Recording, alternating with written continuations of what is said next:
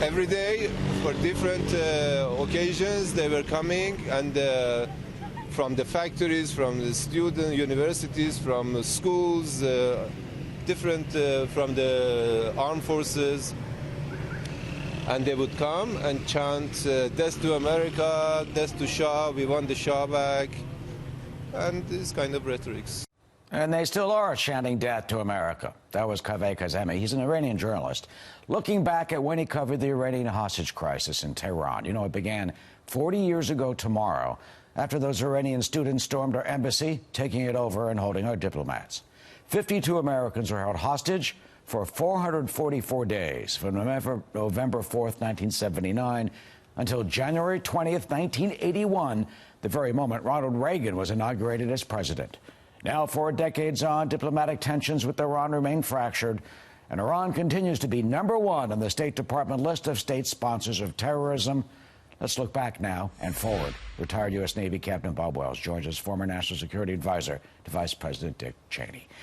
You know, Bob, it only seems that it's gotten worse since then. The revolutionary theocratic zeal that guided those students now guides the regime. Some of those young students now run the country. What have we learned in this time? We've learned that Iran is going to be a continued challenge to the United States. Ever since the hostage crisis, as the preview just provided, it really was a point of departure for traditional diplomacy. We've got revolutionary Iran now, and as you mentioned, Eric, many of those protesters are now in the government of Iran. There's still revolutionary Iran. They continue to frustrate, they continue to flout international norms, and the United States is looking forward from this anniversary time to how to actually deal with this revolutionary Iran. When does Iran return to being a nation state? When do we actually have some sort of a diplomatic breakthrough so that we have a dialogue? That's yet to be seen. Do you think that's even possible, that they can return to the peaceful international community of nations that respect the human dignity and not human suffering and executing their opposition? At this point, with this particular government, especially with Ayatollah Khamenei, as well as regardless of what the Majlis or what Foreign Minister Zarif or President Rouhani says, Ayatollah Khamenei has a vote. And it's in their constitution as well, ever since Khomeini established the Iranian constitution. So in terms of returning to normal diplomatic discourse, the United States and Iran are still going to remain at loggerheads. And I think the Twilight War, as it's been termed, the Cold War with Iran, will persist.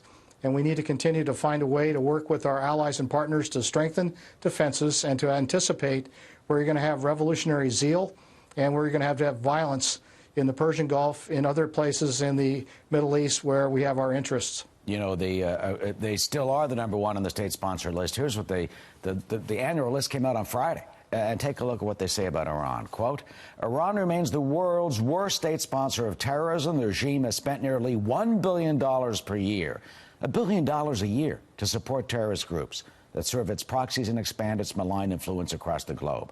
The Iranian government maintains a robust offensive cyber program and has sponsored cyber attacks against foreign government and private sector entities, supporting terrorist plots to attack Iranian dissidents in several countries in continental Europe. They are attacking the tankers. They are also, they shot down our drone. They also had assassination plots in Europe against the largest opposition group, the National Council of Resistance of Iran, as well as a plot here in our country to blow up a restaurant in Georgetown to try and kill the Saudi Arabian ambassador. You're talking about a country that uses diplomats as assassins and terrorists. I mean, how can they ever change unless the regime change?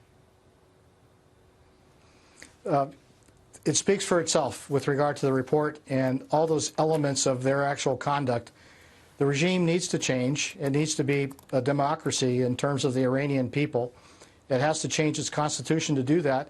Once upon a time, back in 1906, they did have a democratically elected government and a constitution that represented the will of the Iranian people, not a Shiite-led theocracy like is presently constituted. So going forward, we have to think of ways to actually remove the risk from this terrorist activities. I think this terrorist report needs a closer look. I think the anniversary tomorrow really is important for people that forget where we have come since the Iranian Revolution in 1978 and 1979 when the hostage crisis took place. It's still the same. It's still frustrating the United States. It's still frustrating the world community. You mentioned the different terrorist activities. Look at Hezbollah in Lebanon. Look at stability inside of Iraq. Look at the Houthi support with arms transfers into northern Yemen. Look at the eastern littoral, the Persian Gulf.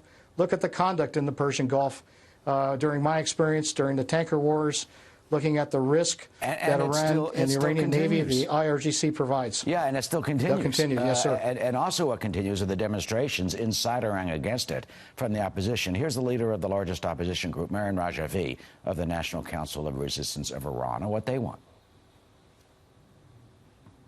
Experience has proven that the clerical regime cannot be reformed. The ultimate solution to end the regime's crimes in Iran and its export of terrorism and warmongering abroad is the overthrow of the mullah's regime by the Iranian people and their resistance. Can the people of Iran overthrow that regime finally?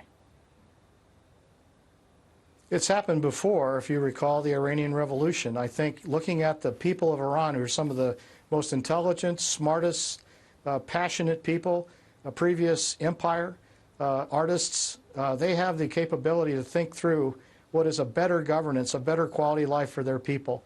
They have to think about how the government can transform, either within the Majlis itself so that a president can shape that particular interest for the Iranian people, but it'll have to be a governmental change.